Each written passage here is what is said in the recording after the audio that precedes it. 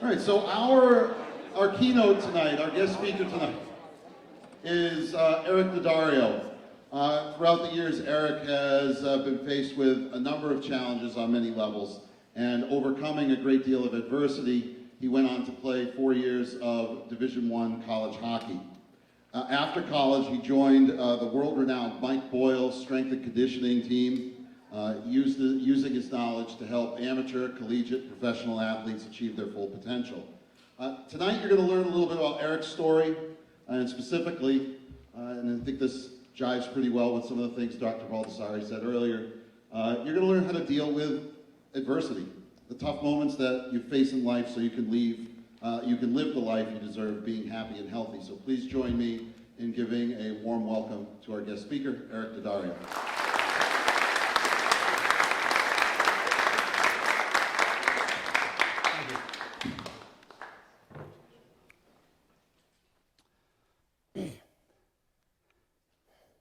Look, I get it. I do. You're all athletes. You're all tough. You're all strong. You're not weak. To be an athlete, you have to be tough. You have to be strong. So we know that about you. But do you honestly think that because you're so tough and strong, you're not going to struggle in life? Because understand everybody. Everybody in their life is faced with adversity. Everybody goes through challenges. Everybody goes through hard times. And so, because you're going to go through those tough moments, you're going to be faced with adversity. Over the next 40 minutes, we're going to talk about, as Mike just said, how to get through those tough moments so that you can live a happier, healthier, more fulfilling life and perform to the best of your ability in your sport. Now, when you're going through these tough moments, what do you think that comes with? Like when you're really struggling through something like anxiety, like depression, you're stressed, using substances, what does that come with? That comes with pressure. That comes with weight that you carry around. And when you do nothing to relieve that pressure, that weight, what happens? Man, it just becomes heavier and heavier, and it becomes harder and harder to deal with, to the point to where it's so tight. It just weighs so much. It's just weighing you down so much. You start thinking to yourself, man, I don't want to live like this anymore. I don't want to go through this anymore. I don't want to feel like this anymore. And not knowing how to deal with what you're going through in a healthy way, in that difficult moment, you can start making unhealthy choices that bring you down a road that nobody wants to go down, that you don't intend to go down, a road that can not only ruin your athletic career,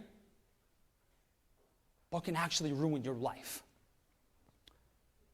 But it's important you understand that these tough moments you'll face in life, whatever it is, they show up for a reason. They do. See, they don't just show up in your life for no reason. There is a purpose to the pain that you face. There's a purpose to the struggle, to those fights that you have to go through in here. And there's many reasons for them. One of those reasons is to make you stronger for life. See, it's to make you stronger for the adversity, for the challenges, for the fights that you will have to go through later in your life. Because understand, it's not like you're just going to go through one challenge in your life. No, you're going to be faced with multiple things on multiple levels. And when you go through these tough moments, man, you can't run from them. You can't. You can't hide from them. You can't avoid them. In order to actually get through them, you've got to face them head on. Head on. Because see, when you don't deal with them and you ignore them and you just push them to the side, what happens? They grow. And they grow. And they affect you more and more. So just being honest with yourself right now, being truthful, answer this in here. No one needs to say anything out loud, but just be honest with yourself. Like right now, as you sit in your seat, what is it for you? Like what is it for you that's got you maybe a little stressed out in here? What is it for you that's got you just maybe a little bit nervous? Like, what is it for you that's got you struggling here right now? For you, maybe does it have to do with your sport? It's coming up. You're really nervous. You're concerned, stressed out about, am I going to get more playing time this year? Like, am I going to have a bigger role on my team? I'm ready for it. I want it. Or maybe it has nothing to do with your sport. See, for you, maybe it has to do away from the field, away from your sport, at home. Is somebody that you know right now really going through something? They're struggling. Someone close to you. And it's really affecting you in here, like it's eating away at you. Or maybe you're an incoming freshman. New chapter in your life. You're really nervous. You're really concerned about what this is going to look like.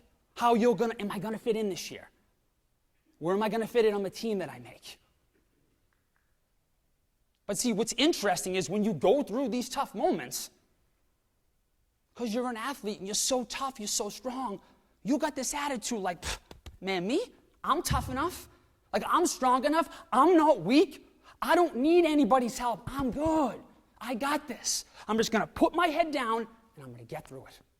I'm just going to get through it. See, if I can just get through today, tomorrow will get better. That's all I got to do. Just get through today. I'm tough enough. I'm strong enough. And you are tough. You are strong. But understand, no matter how tough or strong you are, everybody in their life, when they go through tough moments, needs somebody by their side to help them. Everybody. See, when you're going through these tough moments, you're putting this front on like everything's all good, like nothing's wrong, and you're just working so hard every day to just make it seem like everything's all good out here. Nobody has any idea what you're going through. Your coaches, they have no idea. The teachers at the school don't. The counselors don't. Nobody does. So if that's the case, if you're just putting this front on every day and you're just working so hard to just make it seem like everything's all good, like nothing's wrong, because you don't want to look weak and say something, well, then answer this. How are you supposed to get through that tough moment? If you've just been trying to do it your own way and it's not getting better, how? How are you supposed to get through this?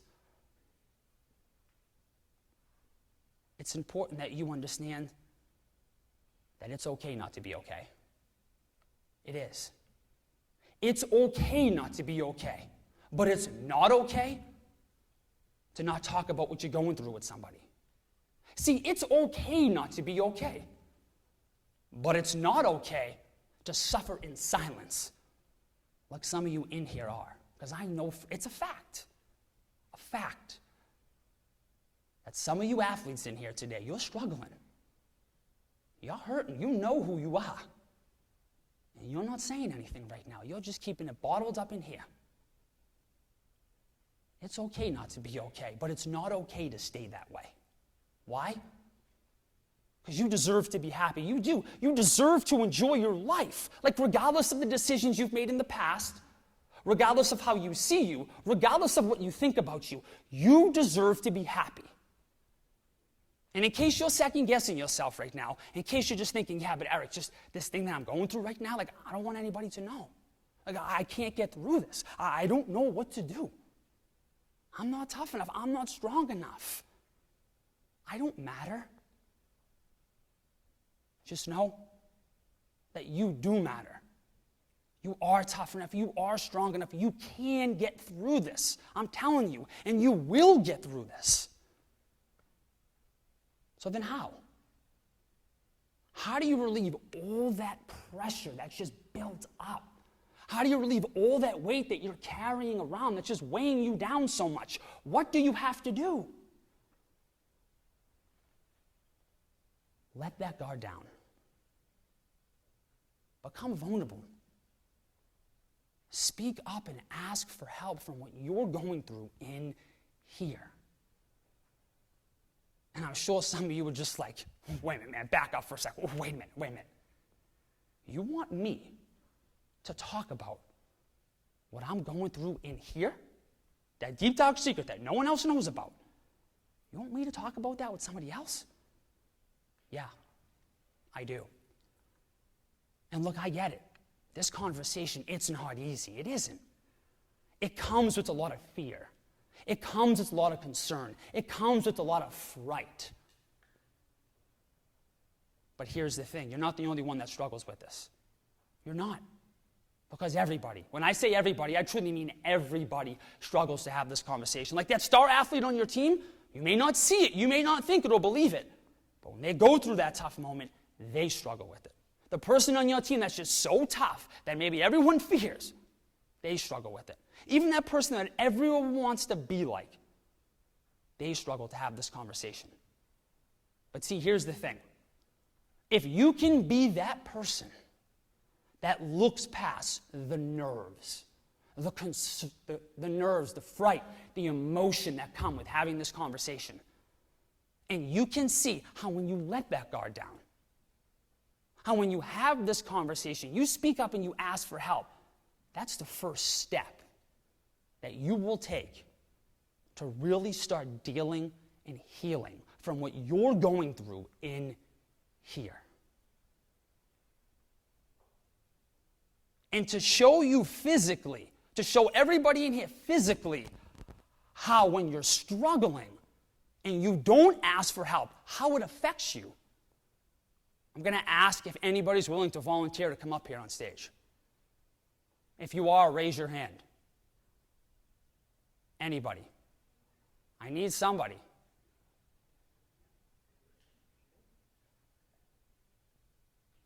All right, I'm going to have to pick. Right here. Front row. That's what happens when you sit in the front row. Let's go with the black polo shirt. Let's go. Come on. Give it up for him. Give it up.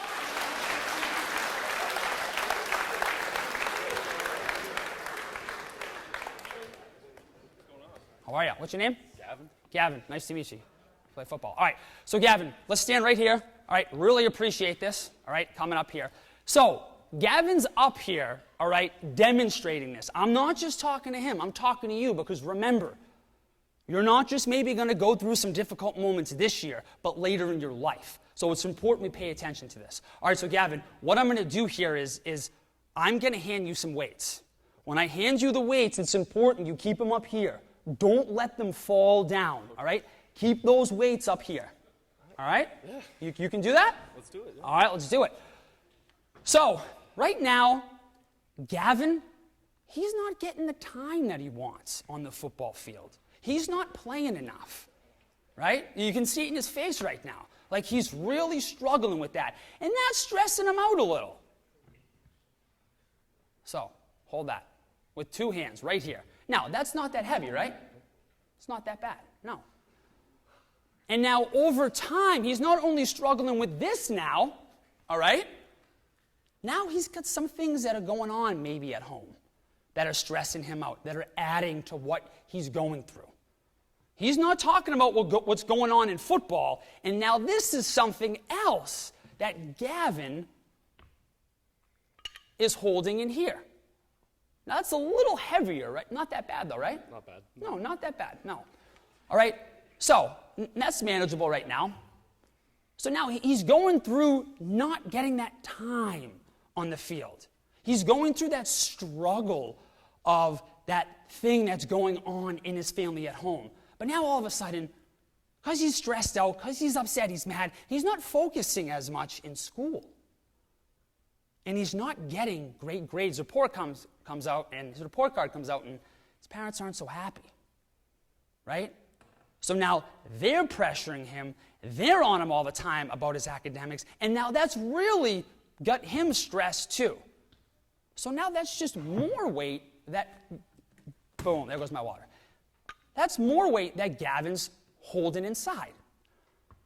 Now he's going through all of these things right now, again, not getting the time he wants on the field. Having that thing going on at home with the family member, and it's just really eating away at him in here. And that thing where he's just not performing at school, and his parents are on him about it. And over time, it becomes heavier and heavier for him to walk around with. So Gavin, don't let those weights go below the chest, all right? Yes, sir. Bring them out here.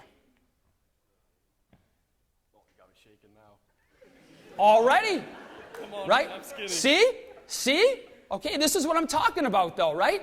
So we go through things, it's heavy, and over time it just gets harder and harder. It's look at he's struggling when he brings it out there, right? He's not relieving any of that pressure. He's not relieving any of that weight. And so this is what happens when you're going through that tough moment. And if he had to hold that weight out here, hold that right there. All right, I'm going to help you a little, right? All the way out, right? By himself for a sec.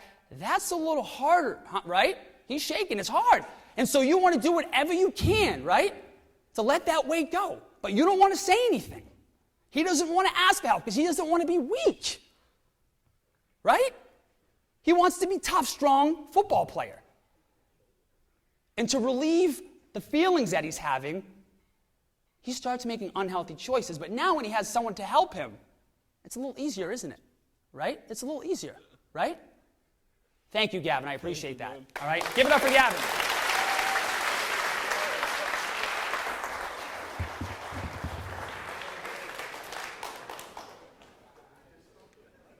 But like, see, you could see that, right? As the weight got heavier and heavier, it was easy. And then when he brought it out, all of a sudden, it's like, I can't deal with it.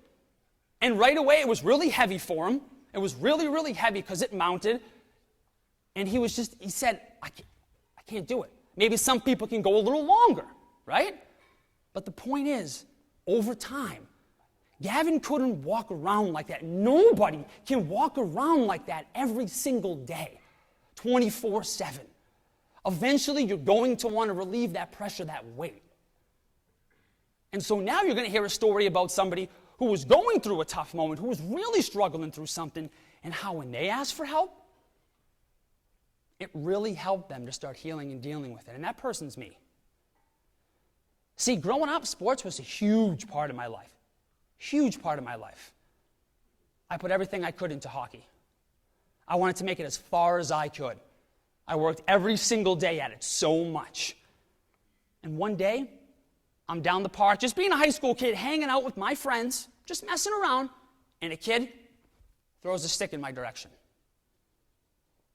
That stick goes right into my eye. And it just sticks there. I have to yank that stick out.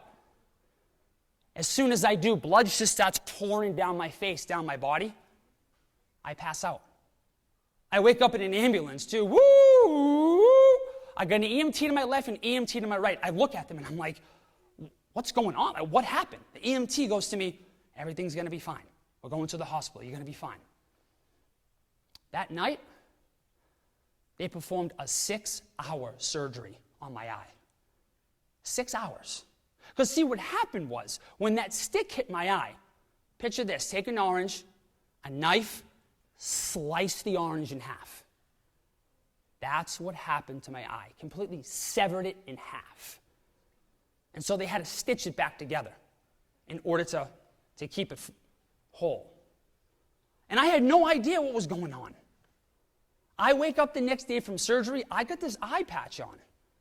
And I'm just sitting there thinking, like, this isn't good, something's wrong. Like, something's up, something happened. My dad walks into the room, sits down, looks at me and goes, Eric, look.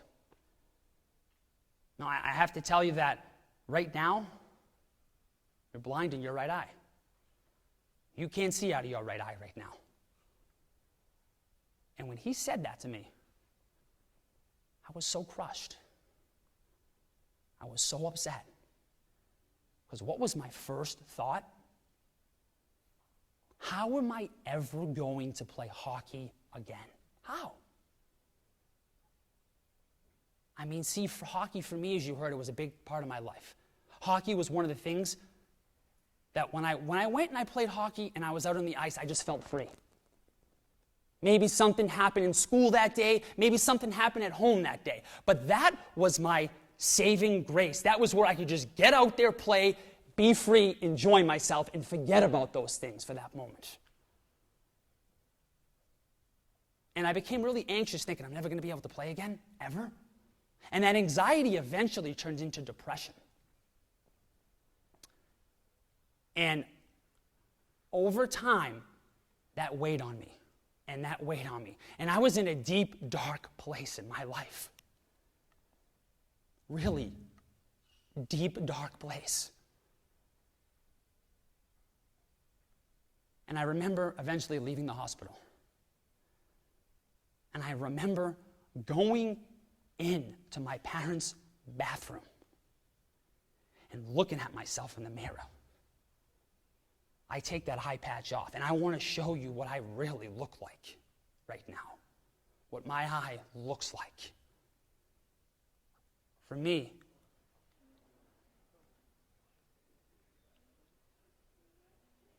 I look in the mirror, and this is how I looked. And I just immediately said to myself, look at you. Like, you're so ugly, man. Like, what girl's going to want to hang out with you? Who's going to want to be your friend? Who's going to want to hang out with you? For real. And my self-esteem at that point was to the floor. Not having that thing that was able to get me through tough moments. Being blind in my eye. Hating how I looked. I ran in my room, I shut the door, and I just said, I'm never leaving. I'm never leaving my room. I don't want to go into public. Like, I don't want people at my school to see how I look. People in public, they're going to look at me, they're going to laugh at me, they're going to point, call me hurtful names. I don't want to go through that in my life. So I said, I'm never leaving this place. I'm going to stay here. And that depression got to the point to where it grew, because I wasn't doing anything about it, right? I was pushing it to the side. And eventually it got to the point to where I said, maybe I should just end this right now. Maybe I should end it all right now. Maybe I should just take my life. Because I don't want to feel like this anymore. I'm embarrassed. I'm ashamed of how I look. I don't want people to see me like this, caring so much about others' judgments on me. And then I don't know, from the grace of God, I don't know, but as soon as I was thinking that, my mom knocks on the door. Eric, let me in. Eric, let me in. Let me in. I'll never forget it. Eric, let me in. We have to talk. She sat down next to me, looked right at me, and goes, listen, I just want to let you know that I'm here for you. I'm here to help you with whatever you need. I can't imagine what you're going through. And this is when I take the first step to really start dealing and healing with what I'm going through. I let that guard down. I look right at her and I say, Mom, as a matter of fact, I am struggling. I am. I'm in a deep, dark place right now, and I don't know how I'm ever going to get out of it. I am so embarrassed, Mom. I am so upset. I am so ashamed of how I look. I don't want to go in public. I don't want people at my school to see me like this. Like, I don't know what to do. And we just sat on that bed for the next hour and a half, and we just talked about this. And we talked about it, and we talked about it. And over time, I was able to get through it. And as you heard when Mike introduced me, I worked my ass off, and I was actually with one eye, able to play Division I hockey.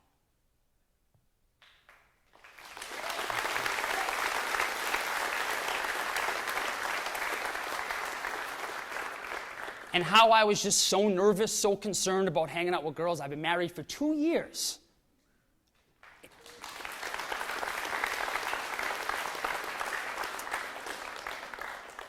And I was so concerned about friends. I have plenty of friends. So what I'm trying to say to you here is, when you're going through that tough moment, you have people in your life who care about you so much. So much. And as a matter of fact, some of those people are in this room today. So just like Dr.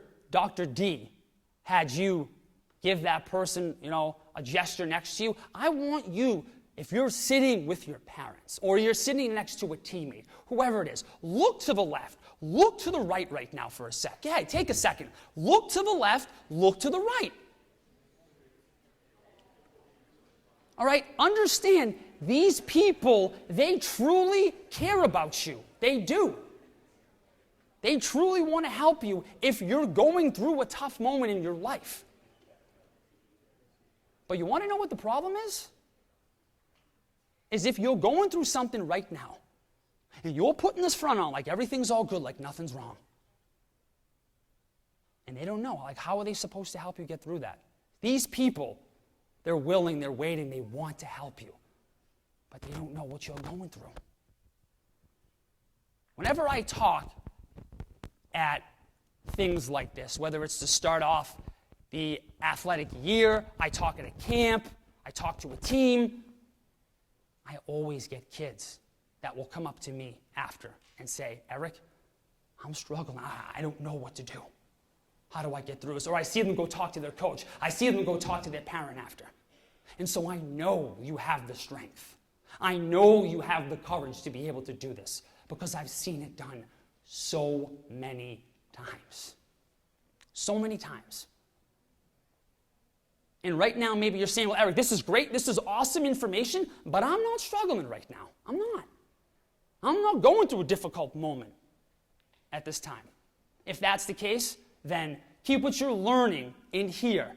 And when you do go through that tough moment in the future, apply it. Because you are going to struggle. You are going to go through tough moments. But just because you're not that one struggling, don't think that you're off the hook. Because it's not just about that one person. It's about the people around them. I want to double down on what your superintendent said. I want to talk about for a sec you being that teammate. Because it's not just about when you're playing your sport, but it's about away from the sport. Well, that's what truly matters. That's what truly counts. Like when you know somebody on your team who's struggling, who's going through a tough moment, realize they're knocked down. Oh, they're knocked down. Like they are struggling. They are fighting. They want to say something. They want to get back up. They want help. They really do. But they just don't know what to say. They just don't know how to say it. They just don't know the first step to take. So you, being that teammate, as Dr. D said, helping each other out, lending the helping hand, lend that helping hand, get them back up on their feet, and help them in any way you can to really start dealing and healing with this struggle, with this thing that they're going through in here. I mean, you go to an athletic competition and you see the teammates cheering for each other. You see the teammates battling for each other, supporting each other, doing all these things out there. If we're going to do it in our actual athletic contest, why wouldn't we do it in life, which is the most important aspect? Why? And see, it's important you understand that I realize you've put in so much time. You've put in so much effort. You've committed yourself. You made sacrifices. And you're saying, yeah, but if I ask for help, if I say something, that person or even maybe myself, I'm going to have to miss games. I'm going to have to miss time. I have so much riding on this year. I get what that feels like. Trust me, I do. Like, I got to play in a certain amount of games. I got to get more time. That's what's important right now, man. I want to play at the next level. I want to play in college. I want to run a certain amount of yards this year. I want to get a certain amount of goals this year. I can't afford to miss a game. I can't afford to miss a contest this year. But realize what we're talking about right now is much more important than your sport. I'm not saying your sport isn't important. It teaches you a lot of lessons. It helps you with a lot of things like I said with me. but realize there is nothing more important than your well-being as a person. See, a lot of times, because you make those commitments, the sacrifices, you work so hard, you put you, the athlete, first. The athlete first before you, the human being. And when you put you, the athlete, first because you just want to stay out there, you just want to keep playing, you have to hit these accolades. You got to play at the next level. I can't miss a game. When you're going through these tough moments and you're still playing, you're not the best player you can be. You're not the player that your team needs you to be, who you can be, who you should be out there. So if this means you have to miss a little time in your sport, it's worth it. It's worth it. Because if you're no good here, then you can't be good out there like everybody needs you to be. So just understand that. And see, I talk about you helping that person who's struggling, lending that helping hand. Because growing up, my younger brother Brendan, 2-sport varsity athlete, 4 years, phenomenal. Unbelievable athlete. But Brendan started struggling with social anxiety. Really being concerned, so nervous, so afraid, thinking, what are others thinking about me? Like, what are they going to say? How are they going to react when I say this, if I do this? Or if this happens? And eventually, it took his life over. It took his life over. And here is where mine and Brendan's story is different. In this tough moment, when Brendan's struggling through this really hard time in his life, he just keeps pushing it to the side. See, he thinks to himself, all right, I know how I'm going to get through this. I'm going to start drinking. I'm just going to get drunk. That's what's going to help me get through this tough moment. So Brendan goes to the refrigerator, grabs a beer, another one. And a few more later, all of a sudden, Brendan, he's drunk. And now Brendan's thinking to himself, I actually got a little confidence. I can stand up to, I don't care what others think about me anymore. This is great. Like, this is it. This is how I'm going to get through what I'm going through. Having no idea, he's not dealing with what he's going through. See, having no idea, he's just numbing. He's just dulling. He's just masking the pain that he's feeling. He's not dealing with it. Because when that feeling of being drunk wears off, what happens? He starts struggling again. All that pain, that suffering comes right back. So now it's like, all right, so that wasn't the answer. I know what I got to do. I'm going to start vaping. That's what I'm going to do. This is really going to help calm me down. This is really going to help relax me, make me feel better. He gets high, and just like when he was drunk, he's thinking, this is it. I feel so much better. But again, not knowing, he's just pushing his problems to the side. He's not actually dealing with them. Because when that feeling of being high wears off, all that pain and suffering comes right back. So now it's like, all right. I know what I'm going to do. I know what I got to do. And this is when he starts messing around with the Percocet, the Oxycontin, and the Xanax. And not too long after that, Brendan starts shooting heroin. See, Brendan didn't let that guard down. Brendan didn't become vulnerable. He didn't talk about what he was going through in that tough moment. He didn't want to be weak. He wanted to be that tough, that strong athlete of, I can get through this on my own. I'm just going to put my head down. I'm just going to get through it. And he started making these unhealthy choices to try to deal with it. And you want to know something? I knew he was making these choices. I did.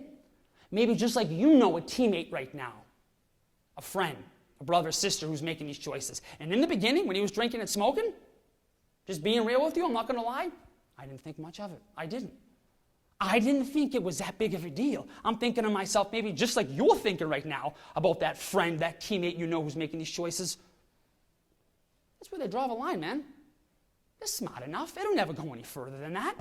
They'll never step over that line. No way. But when I found out he was messing around with the pills, man, I got scared. I got nervous. I was horrified. Because around where we grew up, a lot of the older local neighborhood kids, they were making these exact same decisions to mess around with the Percocets, the Oxycontin, the Xannies. And so I saw firsthand when these kids started making these decisions, the road that they started going down, how when they started making these decisions, the lives that they started living, how when they started making these decisions, not only to just ruin their athletic careers, it ruined their lives. Kid in my street was supposed to go in the first round MLB. Unbelievable. He quit baseball. He quit baseball. Imagine that. Kid worked so hard to get to that point. He quit baseball. Supposed to be a first rounder. All because of these choices he was making. All the kids in my street, phenomenal baseball players, basketball, football. They didn't make it out of high school either because of these choices. And so in knowing that, in knowing the impact that it made on those older kids, who did I talk to? Who did I talk to about what my brother was going through?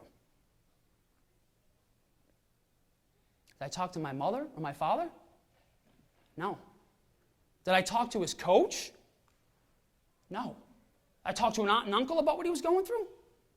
No. I talked to nobody. I didn't say anything. I just shut my mouth and I walked around like everything was all good, like nothing was wrong. But in here, I knew the road he was going down. See, in here, I knew what could happen. And you may be saying to yourself right now, well, okay, so wait a minute, Eric, let me get this straight. You knew what could happen. You started with the older kids. What happened to them? They made the same choices. Why didn't you say anything? Why? Why didn't you speak up? You don't want them to go down that road. For the same reason that some of you in here today aren't saying anything for that teammate. For that friend who's making these choices, because I was so nervous. I was so concerned. I was so afraid of thinking, I don't want to rat him out. I don't want to be a snitch. I don't want to tell on him. And what I would do to go back and do this all over again and be in this position. If I knew what I know now, it would have been completely different. I would have spoke up in a heartbeat. In a heartbeat. Knowing the struggle that he had to face with this, knowing the pain that he had to go through with this, I would have put everybody's judgments aside. I wouldn't have cared about what they thought about me. And I would have said something. So, can you honestly sit in your seat right now, and can you honestly say to yourself that if you know someone who's struggling, you're taking action to help them? Or if you know someone later this year who's struggling, are you going to be that teammate? Are you going to be that classmate, that friend who lends the helping hand to get them back up on their feet? Or are you going to be that teammate that just turns the other way and doesn't say anything? Are you going to be that teammate who maybe makes fun of them? Are you going to be that teammate who maybe negatively judges them? Because when that's you, it's going to be. You are going to struggle. It's just a part of life. When that's you, are you going to want others? Are you going to want your teammates to look the other way? Are you going to want them to make fun of you? Are you going to want them to judge you? No. When you're in that position, you're going to want to lend a helping hand. You're going to want someone to lend a helping hand to you. So if that's what you want, when you're struggling, why wouldn't you help that person you know going through that tough moment? Why wouldn't you do the same for them? Just really think about that for a sec. Switch roles. Put yourself in that position. And if someone wants to lend that helping hand, how it would help you.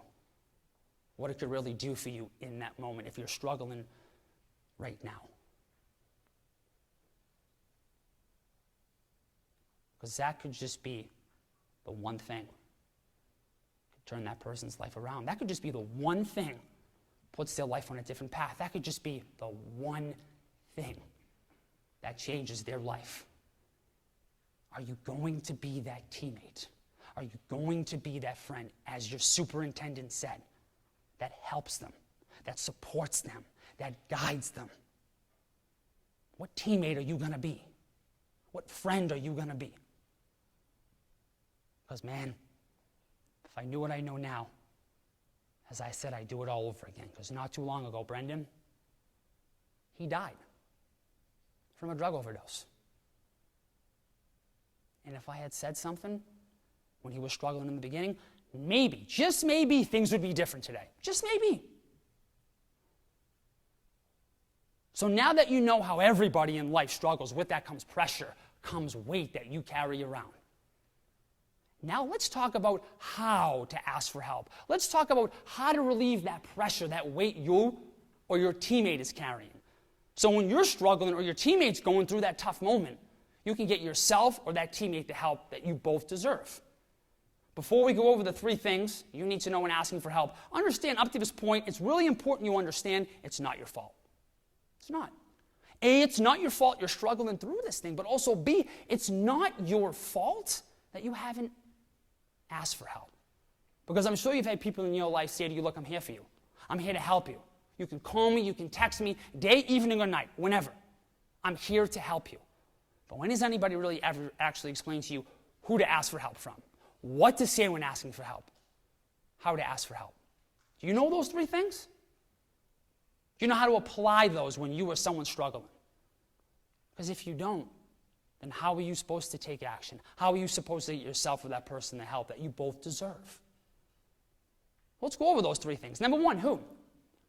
Who is the best person to approach to ask for help? Who?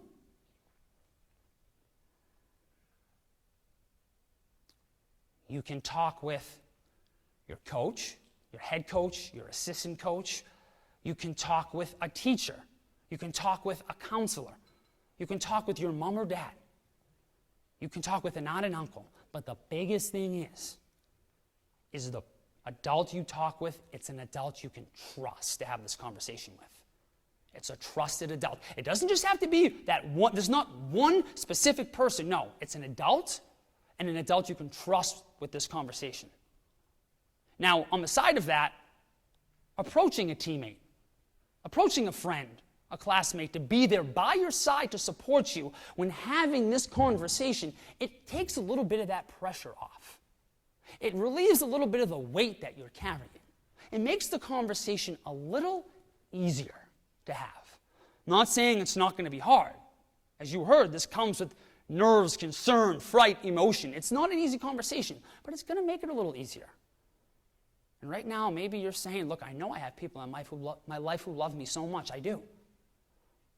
But I just don't trust anybody to have this conversation with. I just don't. If that is the case, you can come talk to me after this. That's what I'm doing here. I'm not here to yell at you. I'm not here to reprimand you. I'm not here to put fear in you. I'm just here to let you know you have people that are in this room, outside this room, that truly want to help you get through this tough moment. You just have to ask for that help. So that's number 1, a trusted adult. Number 2, now that you know who to approach, how do you approach them? What's the best way to approach someone to start this conversation? Well, there's multiple ways you can do this. You can approach them face to face, and you can talk with them about what you're going through. But I know that's very nerve-wracking, concerning, not easy to do. So you have their email, you can email them. You're friends with them on social media, you can DM, you can text them. If they're a teacher here, you can write them a letter, slip it under their door. But the biggest thing is that you don't hold back. That you take that step forward. That you reach out to this person in one of these ways to really start dealing with what you're going through. And then number 3, now that we know who to approach, how to approach them, what do you say? What are you supposed to say in that email? What are you supposed to say in that text when you approach them face to face? There's 2 parts of this. First part, it's just a sentence or 2. A sentence or 2 about what you're going through and that you want help. So let's say, for example, I was writing an email to my teacher, Jacqueline. Dear Jacqueline, I'm really struggling right now. I'm really going through a hard time. I need help. Can we talk? That's it. It's just a sentence or 2. It doesn't have to be paragraphs and paragraphs and paragraphs of what you're going through. Because the second part to this is when you approach that person, when you talk with them face to face, let that guard down. That's when you let the guard down. That's when you become vulnerable. And that's where you're really honest with yourself about what you're going through, about the decisions you've been making. And you're honest with them and telling them about how you're feeling and what you're going through. Because remember, if you continue to put this front on like everything's all good, like nothing's wrong, you're not going to start dealing and healing with what you're going through. And so now that we know who to approach, how to approach them, what to say, when. When's the best time to have this conversation? Well, if you're going through something right now, you could have had it yesterday. You could have said something. But I'm sure maybe you said to yourself, oh, you want to know something? I don't want to be a burden. Not today. Maybe tomorrow. You can maybe have it tomorrow. But why not right now? Why not right now take that first step to speak up and ask for help from what you're going through? Why not right now lend that helping hand to that teammate, to that friend you know is going through something?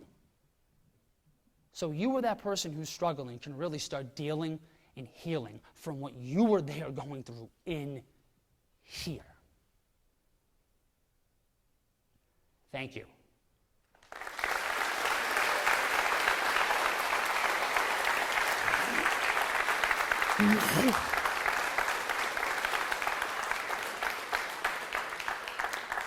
So, what I want to do right now, I'm on social media, but what I want to do right now here is I want to open the floor up for any questions that you may have on anything you heard tonight. And I know people have questions. It takes courage. It's not easy to ask it in front of everybody. But I know there are some questions out there. Yep. When did you lose your eye? When? How old were you? Freshman in high school. So since then I've been blind. I'm still blind. Adults, if you have any questions too, please raise your hand. That's it? Oh, thank you. But and I appreciate you saying that, but things happen for a reason in this life. They do. So my brother died so I could be here tonight. If he didn't die, I wouldn't be here. I wouldn't be talking with you. I wouldn't have maybe affected somebody in this crowd tonight. So I appreciate that comment, but it happened for a reason. Thank you. Yep. Clarkson University. I don't know if you've heard of it. It's in New York. It's like 20 minutes from Canada. So it's all the way up there. It's far. About a 6-hour, 7-hour drive from here. Anybody else? If you're raising your hand and I can't see you, please just blurt the question out. I have a question. Yes. If you're the trusted adult and someone tells you something very serious and you're not in a position to really answer and you need help to answer that question, what are you supposed to do? Say that again. I just want to make sure I get it. If you're the trusted adult and someone is letting their guard down, Okay. tells you something very serious, Yep. and they want to hurt themselves or whatnot, Okay. and you're not in a position to really deal with that, Yes. what are you supposed to do? You're supposed to tell somebody who is. Regardless of how that is going to, even if that is going to break their trust with you or whatever. And I know that's like, well, you just said, but here's the thing. Think about what would happen if they said that to you and something happened and you didn't do anything about it, right? If you didn't intervene, I don't want to, and then all of a sudden the next day, you find out maybe they went through what they were saying they were going to do. When that's the case, you got to take it seriously. You have to. So you have to go to someone who can help them. And here's the thing, I didn't talk about my brother and everything he went through. My brother was clean for a few years, and here's something that's very interesting that you should all know. When he got clean, I'll never forget this. He sits me down in the kitchen, and he's like, "We need to talk." "Okay, what's up?" And he looks at me, and he goes, I wanted help. I really did. I lashed out not to get it because I was scared. Because I was nervous. I was afraid of what was going to happen when I did. So a lot of times when those people are going through those tough moments, they may not say it, they may not show it, but they do want the help. And I remember him saying, I'm so happy that somebody did speak up for me. Somebody did ask for help and get me through that tough moment for that short period of time. He didn't act like he wanted it, but inside he did. So it's important as a trusted adult to know that's one of the things to the adults in the room. When that person, they want help. They do. But it's just nerve-wracking. It's scary to them to get that help. It's a great question. Any?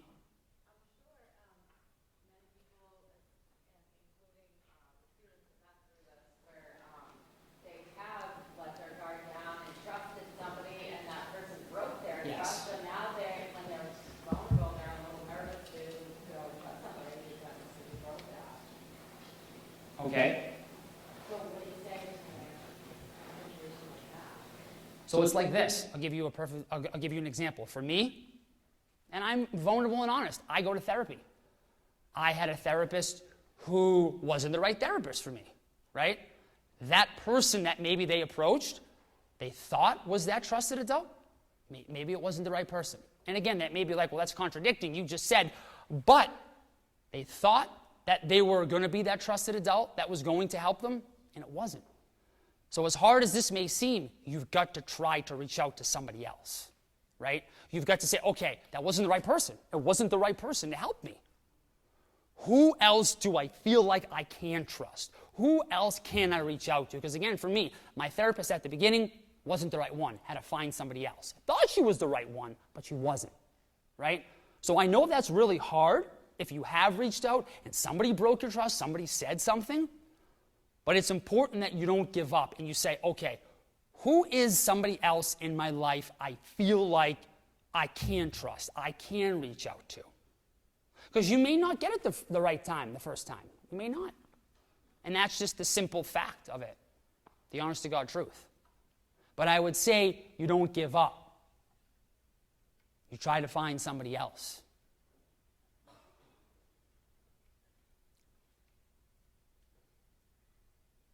Anybody else? No. All right. Well, look, as I said, when you're going through these tough moments, you have people in your life, in this room, who truly want to help you get through these tough moments. They're not here to judge you, reprimand you, knock you down. They're here to help you through these moments so you can actually get through them and live a happier, healthier, more fulfilling life. I'm going to stay up here for a little bit. If anybody wants to come up, talk to me, ask me a question, because I know, in doing this how long I have, I know there are people who have questions, but you may not want to ask them in front of everybody, all right? And these are my social medias. I'm always posting stuff to help you to get through those tough moments, steps to take, mindset things. So thank you again. I appreciate it.